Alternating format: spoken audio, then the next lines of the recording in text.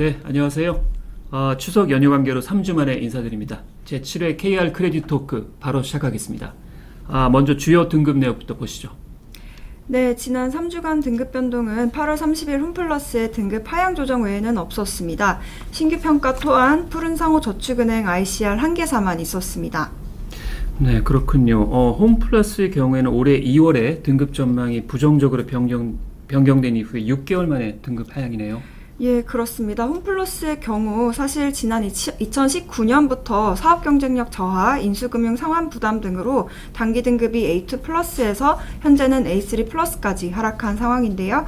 지난 2월에 회사채 등급 전망을 부정적으로 변경하던 당시에는 영업실적 저하와 과중한 재무부담이 주된 이유가 되었고요. 이번 등급 하향의 경우에는 소비 트렌드 변화에 대한 대응력 지연, 수익 창출력 저하, 자산 매각에도 과중한 재무부담이 이어질 것으로 보이는 점이 반영되었습니다. 네, 그렇군요. 그래도 홈플러스의 경우에는 등급이 하향되기는 했지만 추정 지표로 볼 때는 당분간 하향 변동 요인을 터치할 가능성은 낮은 것으로 보이는군요. 다행입니다. 그럼 다음 주제로 리서치로 넘어가 볼까요? 3주간 어떤 리포트들이 발간되었죠? 예, 저희가 매년 발간하는 그룹 분석 보고서가 8월 말일자로 일괄 공시되었습니다. 총 16개 그룹에 대한 보고서이고요. 그리고 9월 16일에는 저희 5년 동안 국내 대표 그룹들의 사업 재무 변화를 분석한 이슈 리포트가 발간이 되었는데요. 2016년과 2021년을 비교한 내용입니다. 그렇군요. 그룹 분석 보고서의 경우에는 작년에는 14개 그룹을 다루었는데 올해는 여기에 카카오와 현대백화점 그룹이 추가되었군요. 예, 그렇습니다. 네. 그럼 여기서 잠시 KR 그룹 분석 보고서 구성에 대해 소개 부탁드려도 될까요? 예. 그 그룹별 최근 동향과 전망을 분석하고 있고요. 그리고 그룹별 크레딧 이슈를 Q&A 형식으로 소개하고 있습니다. 저희 PPT 하단에 롯데그룹, SK그룹, 한화그룹, 카카오그룹 사례를 보시면 아실 수 있는데요. 이제 시장에서 문의가 많았던 질의들을 중심으로 그룹별 담당 연구원이 대답하는 형식으로 질문에 대답하는 형식으로 이루어져 있습니다. 그리고 이 외에도 활용도가 높은 그룹별 지배구조 그림이 있고요. 그리고 사업재무 데이터, 계열사별 연계 강도, 신용등급, 등급 변동 요인 등도 어펜딕스로 제공하고 있습니다. 네, 모쪼록 KR 그룹 분석 보고서 많은 이용 바라겠습니다. 다음으로 9월 초에 빅 이벤트가 있었죠. 바로 한국기업평가 홈페이지가 전면 개편되었는데요. 디자인과 구성이 바뀌어서 많은 분들이 놀라신 것 같습니다. 네, 저희 9월 5일자 지난 월요일부터 새로운 홈페이지가 오픈이 되었는데요. 홈페이지 오픈과 함께 회사 로고, CI도 변경이 되었고요. 전반적인 색상과 느낌이 바뀌었습니다. 네, 그 밖에 크게 바뀐 부분들이 있다면 어떤 것들이 있었을까요? 네, 크게 4가지로 설명드릴 수 있을 것 같은데요. 먼저 기존의 3개의 홈페이지를 하나의 URL로 통합을 했고요. 다음으로 통합 검색 기능을 도입해서 저희 DB에 있는 모든 데이터를 대상으로 검색한 결과를 보실 수 있습니다. 세 번째는 마이 포트폴리오 서비스인데요. 관심 기업과 리서치, 방법론 등을 즐겨찾기 해서 계속 보실 수 있습니다. 그리고 마지막은 반응형 웹으로 개발이 되어서요. 디바이스에 상관없이 일관된 사용이 가능해졌습니다. 그렇군요. 그리고 새로 추가된 기능도 있죠? 네, 지금 PPT에는 설명이 없긴 하지만 이제 등급 공시 메뉴에서 기간 설정을 자유롭게 날짜에서 달력을 움직이시면서 하실 수 있고요.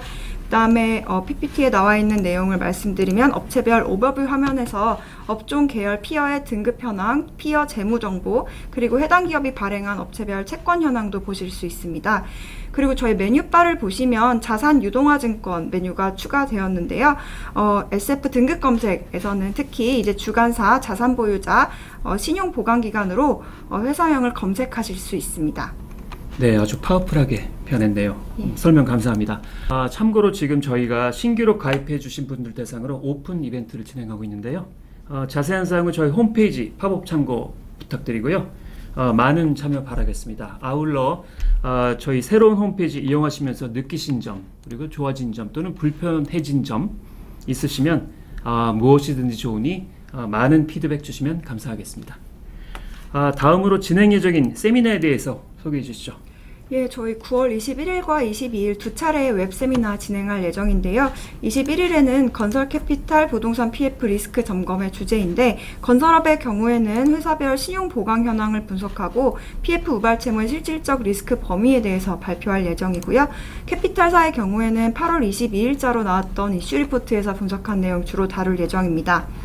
그리고 그 다음 날짜인 9월 22일 그룹 분석 세미나에서는 저희가 9월 16일자로 발간한 그룹 분석 관련된 이슈 리포트에 대한 발표, 그리고 가장 시장 질의가 많았던 롯데와 SK그룹에 대한 발표가 예정되어 있습니다. 세미나의 경우에도 저희 홈페이지 팝업에서 사전 질의 및 참가 신청 링크를 통해서 접수하실 수 있습니다. 네, 저희 세미나에 많은 관심과 참여 바라겠습니다. 그럼 마지막으로 최근 시장으로부터 접수된 주요 질의사항이 있으면 소개해 주시죠. 예, 먼저 롯데 하이마트에 대한 질문이 있었는데요. 상반기 실적이 하향 변동 요인을 충족하고 있어서 질문이 들어왔습니다. 그런데 영업 실적이 작년 4분기부터 저하된 점은 사실이지만 아직 회사의 대응과 추후 실적 개선 수준에 대해서는 좀 더 모니터링이 필요한 상황이라고 합니다. 다음으로는 최근 여러 차례 소개해드렸던 부동산 PF 관련 질문이 많았는데요. 특히 건설, 증권, 캐피탈 업종에 대한 질문 많았습니다. 그리고 롯데케미칼과 롯데그룹에 대한 질문 있었습니다. 네, 그렇군요. 부동산 PF와 롯데그룹의 경우에는 조만간 진행 예정인 저희 KR 세미나에서 다룰 예정이오니 많은 참여 바라겠습니다. 다음은 은행채와 공사채 관련 질문도 있었네요. 네, 최근에 높은 금리 변동성으로 인해서 크레딧물 투자가 원활히 이루어지기는 어려운 상황인데요. 그래서 등급이 높은 은행채와 공사채에 대한 관심도가 상대적으로 높은 상황입니다. 은행채의 경우에는 최근 몇 달간 발행이 늘었던 것이 이제 금리 상승과 LCR 규제 등의 영향은 아닌지 질문이 있었는데요. 저희 담당 연구원에게 확인한 결과 사실상 차환 발행이 대부분인 것으로 보인다고 합니다. 그리고 공사채의 경우에는 한전채는 워낙 대규모 적자가 이어지고 있는지라 연초부터 관심이 높아 왔고요. 그리고 이외에 최근에 LNG 가격 상승과 환율 상승 등으로 가스공사 또한 발행 부담이 이어지지 않을까 하는 질문이 있었습니다. 네, 그렇군요. 양업종 모두 등급상 이슈는 제한적입니다만 시장 관심도를 감안해서 저희 또한 꾸준히 모니터링을 하겠습니다. 네, 오늘 준비한 내용은 여기까지입니다. 질문 있으실 경우에는 댓글로 남겨주시거나 저희 IS실로 연락을 주시면 되겠습니다. 그럼 저희는 조만간에 다시 찾아뵙겠습니다. 감사합니다.